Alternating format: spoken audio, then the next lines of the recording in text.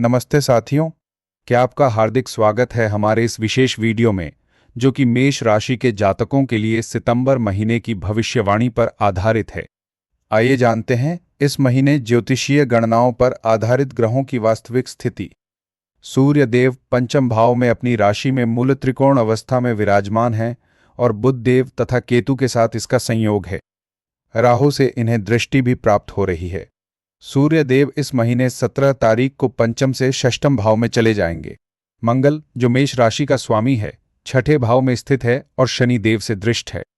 मंगल इस महीने 13 तारीख को छठे भाव से सप्तम भाव में चले जाएंगे। बुध देव सूर्य देव केतु के साथ पंचम भाव में हैं और राहु से इनकी भी दृष्टि पड़ रही है। बुध देव इस महीने 16 तारीख को पंचम से षष्ठम भाव में चले जाएंगे। देवगुरु बृहस्पति तीसरे भाव में विराजमान हैं और इन्हें राहु से दृष्टि प्राप्त हो रही है। शुक्र इस समय चौथे भाव में है। शुक्र इस महीने 15 तारीख को चौथे भाव से पांचवें भाव में चले जाएंगे। शनि देव 12वें भाव में स्थित हैं और मंगल से दृष्ट हैं। शनि देव इस महीने अपनी गति बदलेंगे और वक्री अवस्था में चले जाएंगे। राहु इस महीने अपने ही भाव यानी 11वें भाव में विराजमान है। बुध, गुरु तथा केतु से इसे दृष्टि प्राप्त हो रही है। केतु सूर्य देव बुध देव के साथ पंचम भाव में स्थित हैं और राहु से दृष्ट हैं। आशा है ये जानकारी आपके लिए उपयोगी होगी। तो अब आगे बढ़ते हैं और देखते हैं कि ये ग्रह आपके विभिन्न भावों को कैसे प्रभावित कर रहे हैं। शुरुआत करते हैं पहले भाव से। मंगल का इस घर पर आस्पेक्टिंग स्वास्थ्य के लिए मिश्रित परिणाम दे सकता है। मंगल ऊर्जा और साहस का कारक है, इसलिए ये शरीर में शक्ति ला सकता है। लेकिन मंगल की उग्रता से चिड़चिड़ापन और शारीरिक थकान भी हो सकती है। केतु की उपस्थिति अप्रत्याशित स्वास्थ्य चुनौतियों या पुराने रोगों को फिर से उभरने का संकेत दे सकती है। मंगल 13 तारीख तक आस्पेक्टिंग करेगा, इसलिए पहले भाग में ऊर्जावान महसूस होगा, लेकिन बाद में सावधानी बरतनी होगी। और चूंकि मंगल स्वयं प्रथमेश हैं और छठे घर में स्थित हैं, जो रोग निवारण घर है, यह दर्शाता है कि आपके पास रोगों से लड़ने की शक्ति है, परंतु शनि का आस्पेक्टिंग उसे कमजोर कर सकता है, जिससे रोगों के प्रति संवेदनशीलता बढ़ सकती है। कुछ समग्र रूप से स्वास्थ्य को लेकर सतर्क रहना और योग ध्यान करना लाभकारी होगा। चलिए देखते हैं कि आपकी वित्तीय स्थिति पर ग्रहों का प्रभाव।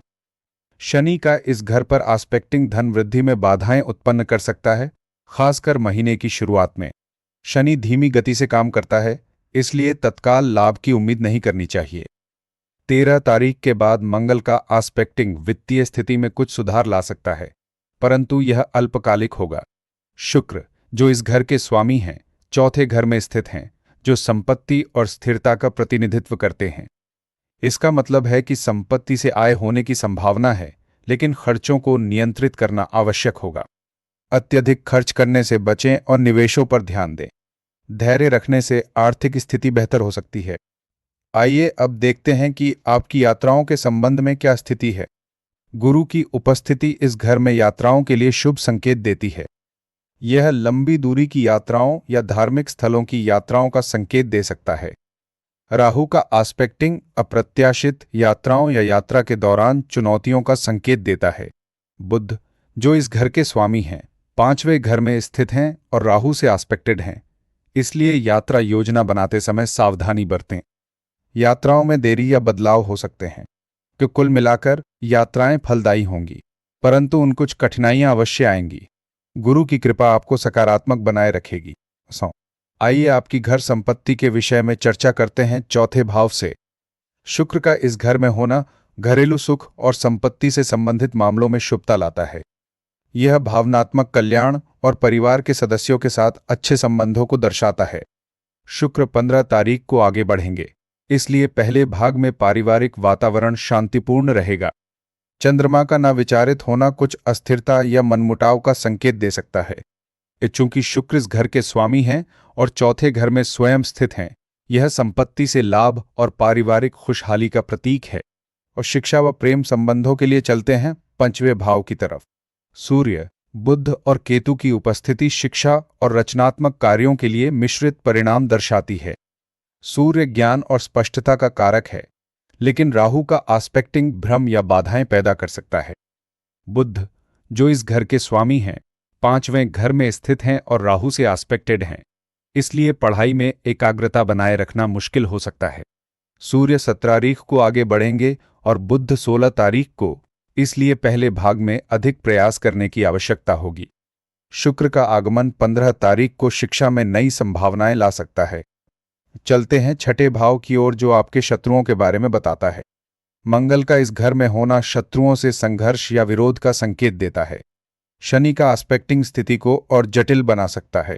सूर्य का आगमन 17 तारीख को, मंगल का जाना 13 तारीख को और बुध का आना 16 तारीख को इन ग्रहों की गतिविधियों से शत्रुतापूर्ण वातावरण बदल सकता है। बुध, जो इस घर के स्वामी हैं, 5वें घर में स्थित हैं और राहु से एस्पेक्टेड हैं, इसलिए शत्रुओं के षड्यंत्रों से सावधान रहें। कानूनी मामलों में सावधानी बरतें। अब देखते हैं कि सप्तम भाव आपके गृहस्थ जीवन पर क्या प्रभाव डाल रहा है। गुरु का एस्पेक्टिंग विवाह और जीवन साथी के लिए शुभ संकेत है। यह वैवाहिक जीवन में सुख और समझदारी लाता है। राहु का एस्पेक्टिंग कुछ तनाव या अनिश्चितता पैदा कर सकता है। मंगल का आगमन 13 तारीख को विवाह या साझेदारी में नई ऊर्जा ला सकता है। शुक्र, जो इस घर के स्वामी हैं, 4थे घर में स्थित हैं, इसलिए पारिवारिक वातावरण शांतिपूर्ण रहेगा। जीवन साथी के साथ संबंधों को मजबूत करने के लिए प्रयास करें और किसी भी विवाद से बचें। आइए अब 8वें भाव से आपकी वित्तीय स्थितियों पर ध्यान देते हैं। मंगल का इस घर पर एस्पेक्टिंग वित्तीय जोखिमों या अप्रत्याशित खर्चों का संकेत दे सकता है।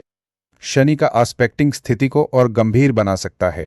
मंगल, जो इस घर के स्वामी हैं, 6ठे घर में स्थित हैं, इसलिए स्वास्थ्य बीमा और अन्य वित्तीय सुरक्षा उपायों पर ध्यान दें और टैक्स संबंधी मामलों में सावधानी बरतें और किसी भी निवेश से पहले अच्छी तरह से शोध करें। कि चलिए देखते हैं आपका 9वां भाव आपके भाग्य के बारे में क्या कहता है। मंगल, गुरु, शनि और केतु का एस्पेक्टिंग भाग्य के लिए मिश्रित परिणाम दर्शाते हैं। मंगल 13 तारीख तक एस्पेक्टिंग करेगा, इसलिए पहले भाग में भाग्य का साथ मिलेगा। गुरु की उपस्थिति धार्मिक कार्यों और आध्यात्मिक विकास को बढ़ावा देती है। शनि का एस्पेक्टिंग कुछ बाधाएं या देरी उत्पन्न कर सकता है। कि केतु की उपस्थिति अप्रत्याशित घटनाओं का संकेत दे सकती है। गुरु, जो इस घर के स्वामी हैं, 3रे घर में स्थित हैं और राहु से एस्पेक्टेड हैं, इसलिए भाग्य के भरोसे पर निर्भर रहने के बजाय परिश्रम करें। अब बात करते हैं आपके करियर और कार्यस्थल के बारे में। शुक्र का एस्पेक्टिंग करियर में प्रगति और कार्यस्थल पर सफलता के अवसर प्रदान करता है। मंगल 13 तारीख तक एस्पेक्टिंग करेगा, इसलिए पहले भाग में अधिक ऊर्जावान महसूस होगा। शुक्र 15 तारीख को आगे बढ़ेंगे, इसलिए बाद में कुछ चुनौतियां आ सकती हैं। शनि, जो इस घर के स्वामी हैं, 12वें घर में स्थित हैं और मंगल से एस्पेक्टेड हैं, इसलिए कार्यस्थल पर प्रतिस्पर्धा का सामना करना पड़ सकता है। चलिए देखते हैं 11वां भाव आपके सामाजिक समीकरणों पर क्या प्रभाव डाल रहा है। राहु की उपस्थिति इस घर में नए संपर्क और अवसरों को दर्शाती है।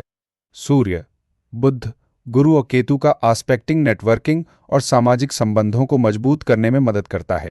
सूर्य 17 तारीख को आगे बढ़ेंगे, बुध 16 तारीख को और शुक्र 15 तारीख को, इसलिए पहले भाग में अधिक प्रयास करने की आवश्यकता होगी।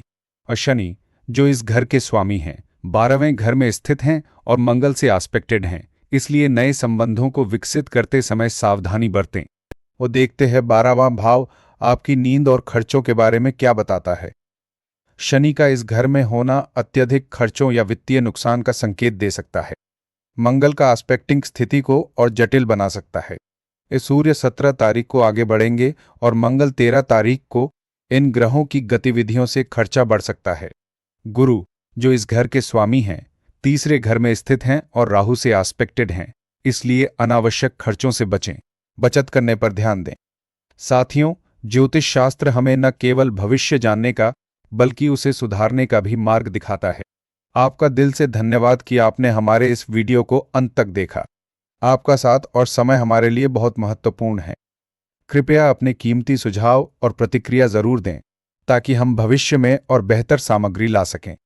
अगर आपको यह वीडियो पसंद आया हो तो इसे लाइक और सब्सक्राइब करना न भूलें। अगली बार फिर मुलाकात होगी एक नई जानकारी के साथ। तब तक के लिए नमस्कार।